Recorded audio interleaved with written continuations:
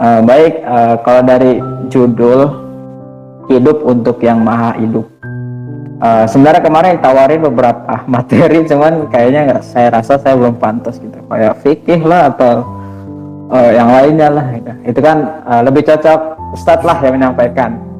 Nah, saya lebih pengen sharing-sharing aja gitu terkait hidup untuk yang maha hidup. Kenapa saya ngambil judul seperti ini? Karena kalau kita lihat sekarang ini itu kan, dimana rata-rata setiap orang, setiap manusia, begitupun juga dengan saya, mungkin semua pada punya tujuan hidup. Tapi apa nih tujuan hidupnya gitu? Kalau yang kita lihat secara rata-rata ya, pasti ya orientasinya nggak jauh dari dunia gitu kan.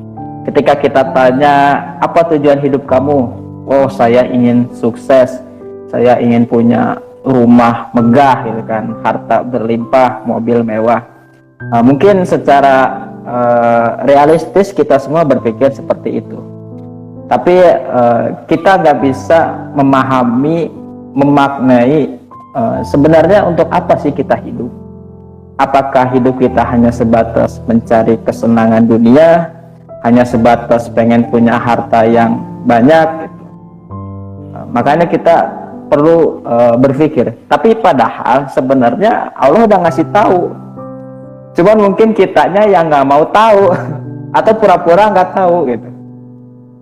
Kalau di Al-Quran kan ada ayat nih, antum juga tuh Ustaz, Az-Zariyat ayat 56 kan, wa ma khalaqtul jinna wal insa illa liya'budun.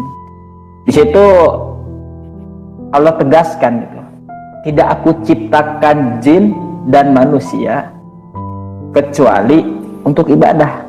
Ini simple, tapi ini luas gitu. Kata Allah tidak akan ciptakan jin dan manusia, kalau kita artikan lebih luas ya, kecuali seluruh aktivitasnya, seluruh kegiatannya, seluruh apa yang dikerjakannya itu bisa bernilai ibadah. Ya karena hidup kita ini ya hanya untuk ibadah, nggak ada yang lain. Kita diciptakan sama Allah untuk menghambakan diri kita kepada Allah, untuk kita ibadah kepada Allah gitu kan. Makanya nggak heran kalau dalam Islam ini setiap aktivitasnya pasti diawali dengan doa. Bahkan dari bangun tidur kita membaca doa, sebelum tidur kita membaca doa, masuk kamar mandi baca doa, keluar baca doa, masuk masjid, keluar masjid baca doa gitu. Bahkan sampai ada dikatakan gitu kan, seandainya semua yang tidak diawali dengan Bismillahirrahmanirrahim gitu kan, dengan menyebut nama Allah, maka terputus gitu kan nilai ibadahnya. Jadi kalau kita melakukan aktivitas, melakukan kegiatan, melakukan pekerjaan, tidak kita niatkan lillahi ta'ala gitu kan, tidak kita niatkan untuk Allah, kita tidak menyebut nama Allah, maka yang kita kerjakan gak ada nilai ibadahnya. Ini kan sayang, ini kan rugi gitu kan. Kalau misalkan gak ada nilai ibadahnya, apa bedanya kita sama orang yang kafir gitu? Gak ada bedanya. Sama kayak tujuan hidup. Tujuan hidup kita pengen punya harta yang banyak, pengen sukses, pengen kaya. Ya sama, orang kafir juga sama gitu, pengen kaya juga, pengen sukses juga, pengen punya harta banyak juga. Nah, lalu apa yang membedakan? Yang membedakan, kita harus yakin gitu ya, setelah mati kita ada kehidupan lain. Nah, orang kafir kan mungkin setelah mati mereka menyangkanya bakal ke surga aja gitu kan, nggak ada siksaan, nggak ada azab gitu kan. Atau bahkan ada yang berpikir ya setelah mati udah mati aja gitu kan, nggak ada lagi kehidupan lain. Tapi kan kita umat Islam, orang Islam percaya setelah mati ada kehidupan lain. Di situ amal-amal kita dihisab, apa yang kita kerjakan di dunia dipertanyakan.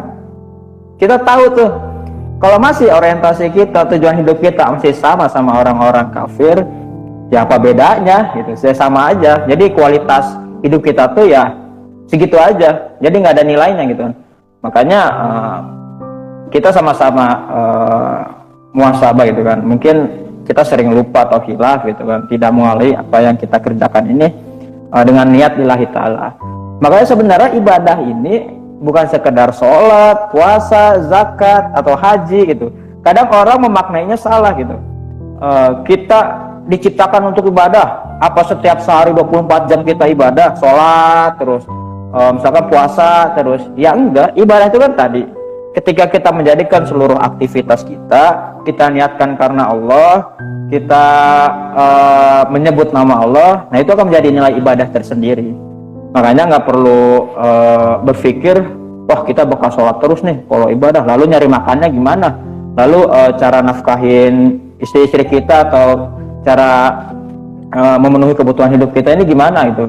Ya tetap gitu kan, cuman bedanya kita ada nilai ibadahnya di situ ketika kita niatkan apa yang kita kerjakan, apa yang kita lakukan itu untuk Allah Subhanahu wa taala. Makanya ini yang sering kita lihat gitu kan, agak aneh juga gitu kan. Kita orang Islam ada pedomannya, ada Al-Qur'an, ada hadis dari Nabi. Kata Al-Qur'an, kita diciptakan untuk ibadah. Tapi kita masih aja gitu, kebanyakan ya mencari kesenangan dunia lah, atau bahkan kita nggak peduli lah gitu kan. Enggaknya bahkan ibadah sholat pun kita masih banyak yang belum melakukannya dengan benar gitu kan, tidak 5 waktu ataupun masih suka telat gitu, padahal dia tahu gitu kan. Nah ini kan aneh aja gitu, seolah-olah dia hidup tidak punya pedoman, padahal kan kita udah ada pedomannya, cuman sama kita tuh nggak dipakai, cuman mungkin kitanya nggak mau tahu atau pura-pura nggak tahu, malah kita suka nyari contoh atau dari yang lain gitu kan, teladan dari yang lain, padahal mah kita juga punya teladan yang bagus kan. Kata Allah juga, nih ada nih Nabi Muhammad jadi suri teladan kalian. Kalau kalian hidup kalian pengen selamat, ya ikutin Nabi Muhammad. Tapi kita malah sibuk cari, wah ikutin gaya siapa ya, wah ikutin gaya ini nih, dia hidupnya bagus nih, misalkan ada artis atau siapapun itu, tapi kita lupa sama pedoman, kita lupa sama teladan yang Allah kasih buat kita. Nabi Muhammad Allah kasih buat kita, Allah utus buat kita supaya kita bisa ngikutin teladannya, tapi malah kita sia-siakan, tapi kita malah ke yang lain. Nah ini kan apa kata dunia gitu. Makanya heran aja gitu kan. Makanya apa sih yang menjadi masalah ketika kita bingung terhadap tujuan hidup kita? Makanya heran aja gitu, ada orang, apalagi orang Islam nih, bingung hidupnya mau ngapain. Duh, gua hidup mau ngapain ya di dunia ini, mau kemana ya arah hidupnya gitu. Heran aja, bingung, padahal kita ada pedomannya gitu. Apa yang menjadi masalah? Masalahnya itu ketika kita menjadikan Islam ini hanya sebatas ajaran, Islam ini hanya sebatas ilmu. Ketika kita mendapat pengajaran tentang Islam, ilmu tentang Islam, sama kita nggak diinterpretasikan, tidak diimplementasikan dalam kehidupan kita gitu. Apa yang menyebabkan kita bingung terhadap tujuan kita, padahal kita kan ada pedomannya gitu kan, udah jelas dikasih, udah jelas banget lah pokoknya, tapi kita masih bingung. Yaitu yang pertama, kita hanya menjadikan ajaran Islam ini hanya sebatas ajaran. Kalau kata Ustadz Syukron tuh Islamologi gitu kan, Islam hanya sebatas ajaran, tapi kita nggak Islamisasi, mengislamkan diri kita sendiri. Makanya nggak heran banyak orang Islam nggak paham sama Islam itu. Banyak orang Islam tapi nggak menjalankan ajarannya. Banyak orang Islam tapi dirinya belum Islam gitu. Makanya Islam itu ya nggak sekedar Islam. Makanya ada sinetron ya dulu, Islam KTP gitu kan. Islam cuma di KTP, tapi dalam kehidupannya, dalam dirinya, nilai-nilai Islam itu tidak ada. Nah ini yang menjadi problem, menjadi masalah. Kita hanya menjadikan Islam ini sebatas ajaran saja gitu kan. Padahal Islam ini ya diri kita sendiri gitu kan. Ketika kita memang sudah bersahadat gitu, artinya kita harus siap melakukan apa yang menjadi tanggung jawab, apa yang menjadi kewajiban kita sebagai orang Islam. Jangan heran aja gitu, emang zaman sekarang itu seperti itu. Makanya perlu kita saling menasehati, saling mengingatkan. Ayo dong gitu, Islam itu nggak cuma ilmu kok gitu. Kalau Islam ini kita terapkan dalam kehidupan kita hidup kita bakal baik-baik aja. Kayak misalkan, nah apalagi zaman sekarang ya, zamannya sekularisme, memisahkan agama dari kehidupan. Wah, ini yang jadi masalah juga nih. Maksudnya paham-paham seperti ini yang menjadikan orang Islam tuh nggak paham sama tujuan hidupnya.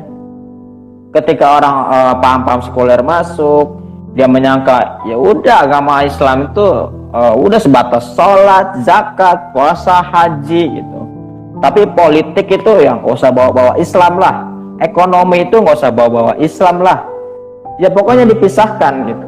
Nah ini yang menjadi masalah ketika umat Islam ibadah dan dibiarkan. Mulai Islam ekonomi diawasi, Islam politik dihabisi. Makanya nggak heran gitu kan. Jadi cuman sebatas ajaran saja atau cuman sebatas menjalankan ritual-ritualnya. Tapi kan lebih dari itu. Islam itu mengatur seluruh aspek kehidupan kita. Bahkan hal sekecil apapun itu diatur. Misalkan masuk kamar mandi aja kita ada doanya gitu kan. Bahkan dalam rumah tangga, maaf cakap nih, urusan seksual juga diatur dalam Islam. Segitu hebatnya Islam gitu kan, mengatur aspek kehidupan kita. Kenapa? Ya kalau manusia nggak diatur, ya kita kayak binatang nantinya, liar gitu kan. Kita punya akal padahal, tapi kita nggak ada aturan, ya yang ada hancurlah hidup kita. Makanya di Islam ini diaturlah kehidupan kita. Makanya seringlah kita pahami lagi, ayo kita maknai lagi gitu kan. Kita buka lagi nih Al-Quran kita pahami lagi setiap apa yang Allah sampaikan kepada kita, termasuk ayat tadi yang Az-Zariyat ayat 56. Kalau kita lihat kan, kalau kita pahami, ya udah jelas lah hidup kita tuh kemana sih. Kalau kita yakin setelah kematian ini ada kehidupan lagi, ya ayo gitu. Jadi hidup ini nggak sebatas hidup. Kalau kata Buya Hamka tuh, kalau kerja cuman sebatas kerja, monyet juga kerja gitu. Kalau hidup cuman sebatas hidup, babi di hutan juga hidup. Jadi kalau kita cuman hidup sebatas hidup, apa bedanya kita sama babi di hutan gitu. Kalau kita kerja hanya sebatas kerja, apa bedanya kita sama monyet. Jadi yang membedakan adalah ketika hidup kita dijalankan, diniatkan untuk mengabdi, untuk menghambakan diri kita kepada Allah Subhanahu wa taala. Begitu juga misalkan kita punya kegiatan, aktivitas apapun, kita niatkan lillahi ta'ala. Nah itu yang menjadi nilai plus buat kita, dan itu yang bisa membedakan antara kita dengan binatang gitu kan, dan yang lainnya. Mungkin itu sih Ustaz, mungkin selebihnya dari Ustaz deh.